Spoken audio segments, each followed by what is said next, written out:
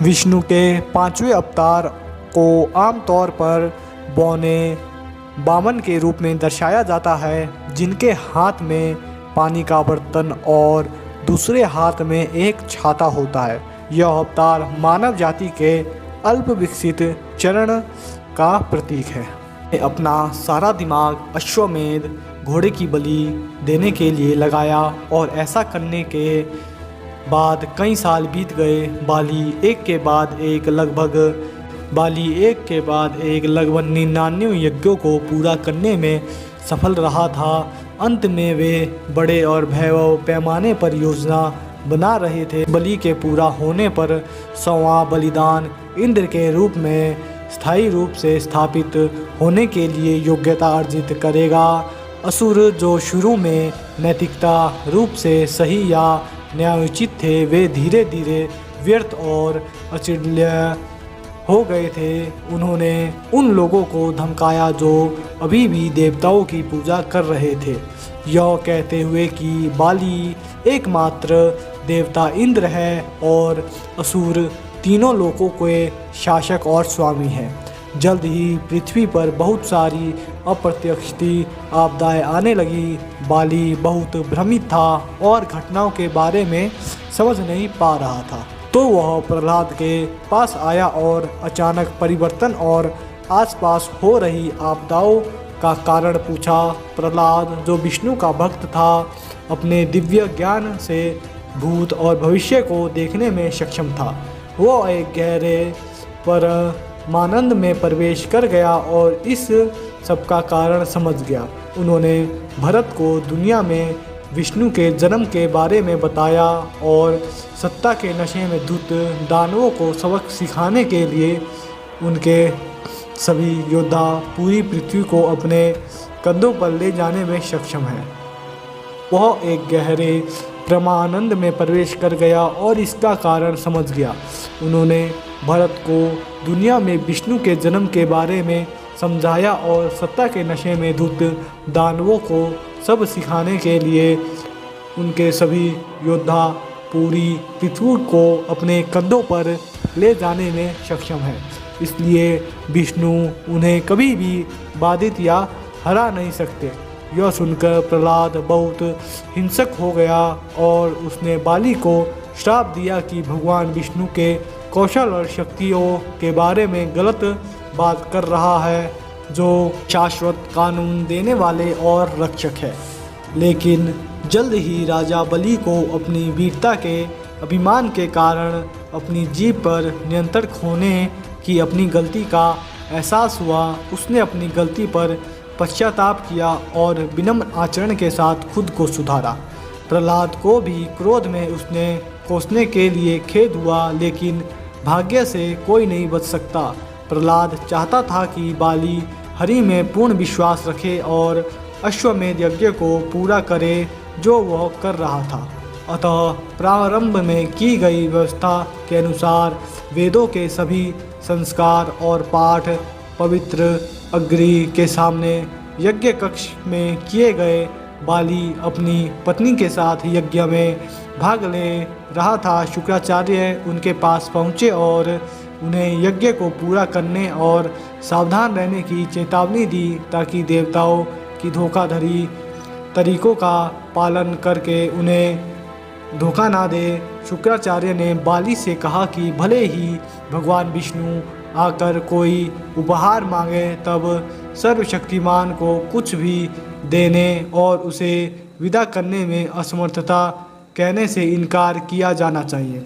किसी को कुछ ना देने के शुक्राचार्य के इस विचार से बाली प्रसन्न नहीं था। वह अपनी आत्मा को दान में देने के लिए तैयार था। उन्होंने शुक्राचार्य से कहा कि वे दान में अपने विचार में कोई बाधा ना डाले।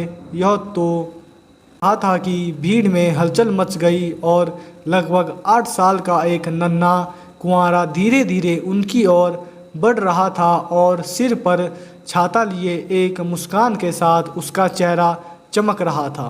छोटे लड़के का चेहरा बहुत साफ था और वह बहुत बुद्धिमान और जानकार लग रहा था। उन्होंने शुक्राचार्य से कहा कि वे दान में अपने विचार ने कोई बाधा ना डाले। यह हो ही रहा था कि बीच में तपस्वी ने बाली को संबोधित किया और कामना की कि वह कह रहा है कि बाली के राज्य में शुभ चीज़ें होगी, क्योंकि वह अद्भुत अश्वमेध यज्ञ कर रहा था। तपस्वी यह भी चाहता था कि बाली के सामने मूल्यवान उपहार बाली उसे भेंट करे। बाली ने प्रसन्न और गौरवान्वित महसूस किया। बाली ने प्रसन्न और गौरवान्वित महसूस किया और अपनी पत्नी को छोटे तपस्वी द्वारा बताए गए सुखद और सार्थक शब्दों के बारे में बताया।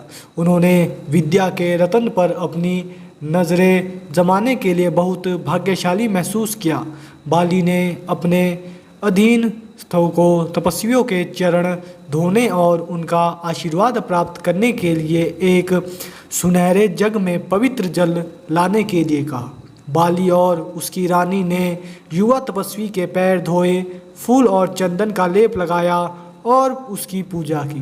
तब बाली ने उसे एक बहुमूल्य सिंहासन पर बिठाया और उस महान व्यक्ति से बात की कि वह कौन है और राजा उसके लिए क्या कर सकता है। बाली ने युवा तपस्वी से कहा कि वह जो कुछ भी चाहता है या जो कुछ भी उसके पास है वह सब कुछ देने के लिए तैयार है जो वह चाहता है।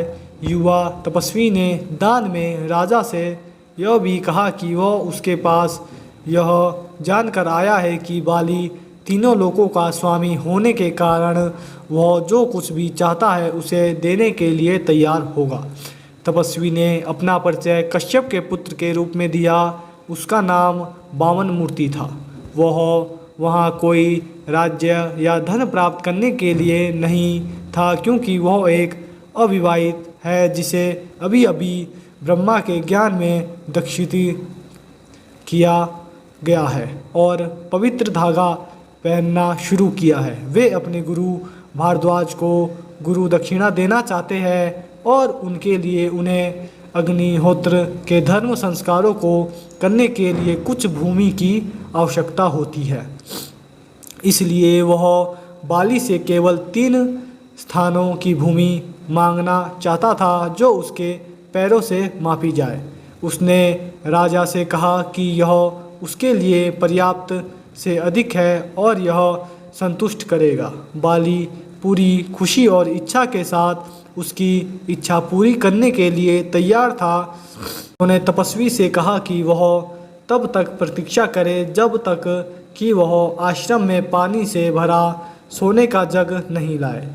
एक बार बाली के चले जाने के बाद शुक्राचार्य उसके पीछे आश्रम में गए और राजा की मूर्खता के बारे में कहा कि वह युवा तपस्वी को उसकी इच्छा दान देने का वरदान करता है। शुक्राचार्य अपनी यज्ञ शक्ति से बलि को यह बताने में सक्षम थे कि वह बालक कोई और नहीं बल्कि भगवान विष्णु थे जो वामन के नाम से वहां आए थे और वह देवों का मित्र है। शुक्राचार्य उनके पीछे आश्रम में गए और राजा की मूर्खता के बारे में उन्हें बताया।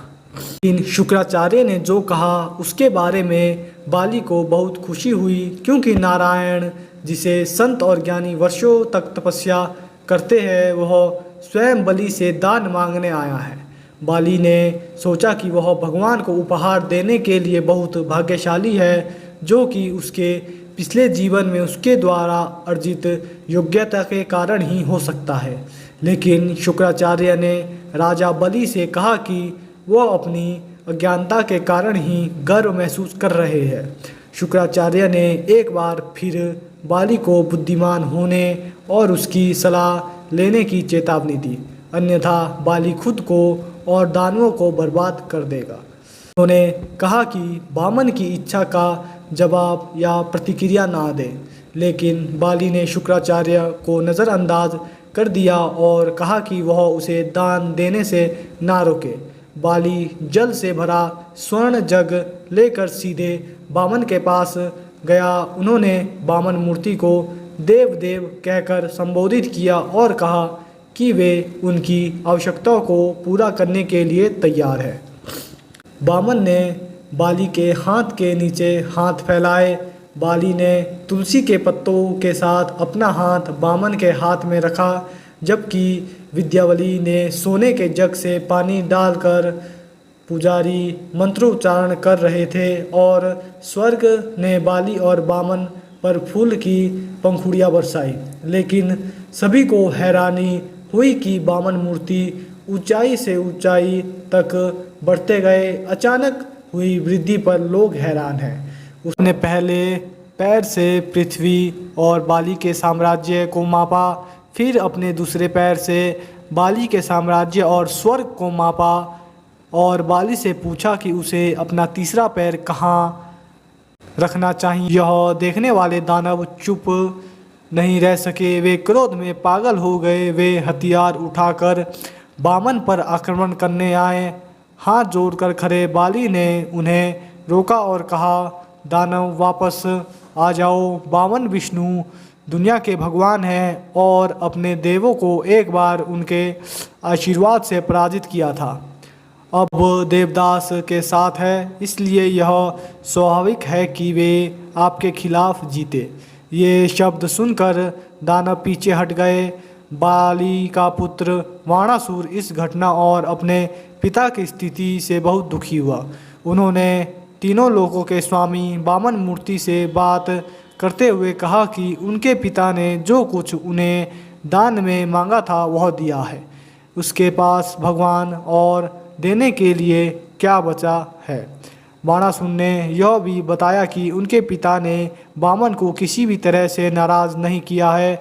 बाणासुर ने बामन मूर्ति को यह भी बताया कि भगवान कितने पक्षपाती है, क्योंकि उन्होंने देवताओं का पक्ष लिया और उनके साथ अन्याय किया। लेकिन बामन ने बाणासुर को उत्तर दिया कि वह उनके उपहार।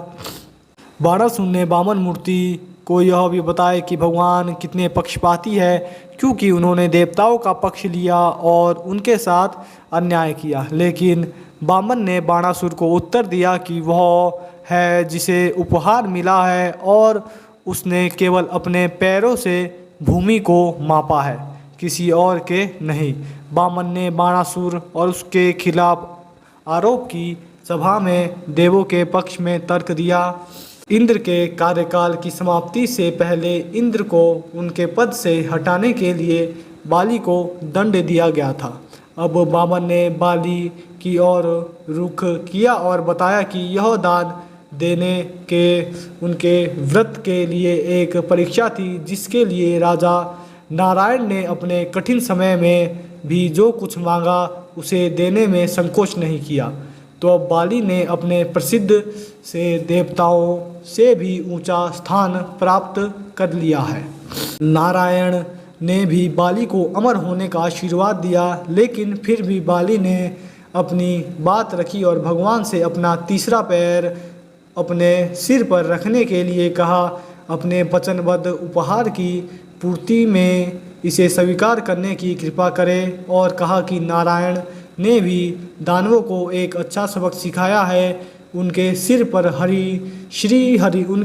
श्री हरि का पैर बाली उनके कर्ज से मुक्त हो गया। दानवों की आंखों में खुशी के आंसू छलक पड़े जिस दिन बाली ने बामन मूर्ति को दान दिया था। वह कार्तिक के शुक्ल पक्ष के पहले दिन पड़ता है, जिस महीने में रोशनी का त्यौहार मनाया जाता है। अश्व युज मास की अमावस्या के दिन मनाए जाने वाले प्रकाश पर्व के अगले दिन को बाली पाद्यमी कहा जाता है।